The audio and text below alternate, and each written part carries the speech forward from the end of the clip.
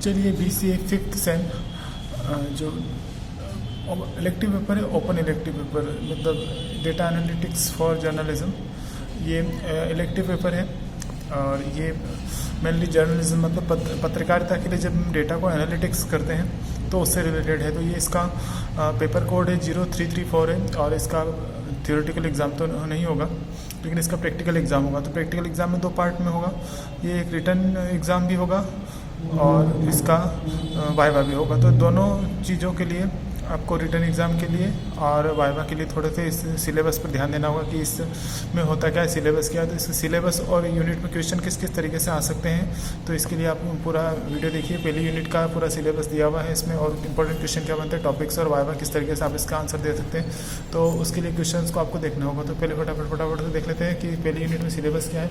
और पहली यूनिट का जो सिलेबस है ये इसका मतलब है इंट्रोडक्शन टू डाटा एनालिटिक्स, मतलब डेटा एनालिटिक्स होता क्या है उसका यहाँ पे इंट्रोडक्शन है इस यूनिट में। तो इसी से रिलेटेड क्वेश्चंस वाइवा में और रिटर्न में आपको आ सकते हैं। तो ये इसका सिलेबस है पहली यूनिट का। तो डेटा एनालिटिक्स फॉर जर्नलिज्म मतलब पत्रकारिता के लिए जब हम डेटा को एनालिटिक्स करते हैं तो किस किस तरीके से कौन कौन सी चीज़ों का सामना करना पड़ता है, तो वो वाला पेपर हमारा यहाँ पर है।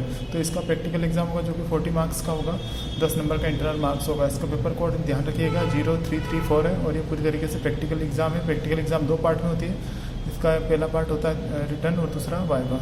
तो देख लेते हैं कौन कौन से क्वेश्चन है इसमें। तो पहला क्वेश्चन है what is data and what is data analytics important.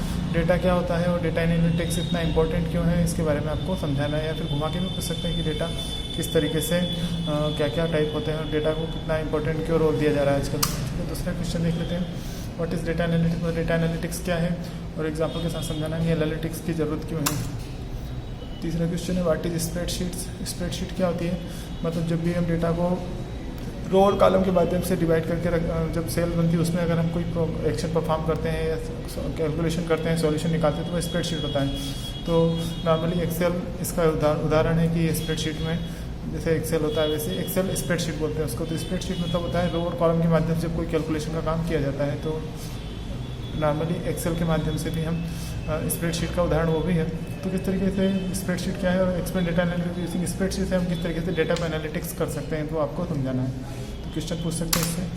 Fourth question है explain the process to finding storage in spreadsheet. Spreadsheet में आप किस तरीके से स्टोरेज को फाइंड कर सकते हैं डेटा एनालिटिक्स के व्यू में, मतलब डेटा एनालिटिक्स जब करते हैं तो किस तरीके से आप स्टोरेज को फाइंड कर सकते हैं। और इस यूनिट का last question explain the importance of data analytics in data analysis in management. Management में डाटा एनालिटिक्स का क्या महत्व है और डेटा एनालिसिस और जो मैनेजमेंट दोनों का क्या रिलेशन है, इसके बारे में क्वेश्चंस आपका टॉपिक बनता है। तो ये पहली यूनिट के 5 टॉपिक थे और इसी पे आपका क्वेश्चंस आ सकता है। तो अगर ये आपको अच्छा लगा तो ज़रूर से लाइक कमेंट और सब्सक्राइब करें and thank you for watching and all the best for this unit. अभी एक यूनिट है ये, बाकी की यूनिट के लिए आप देखते रहिएगा, 4 यूनिट और आने वाली हैं।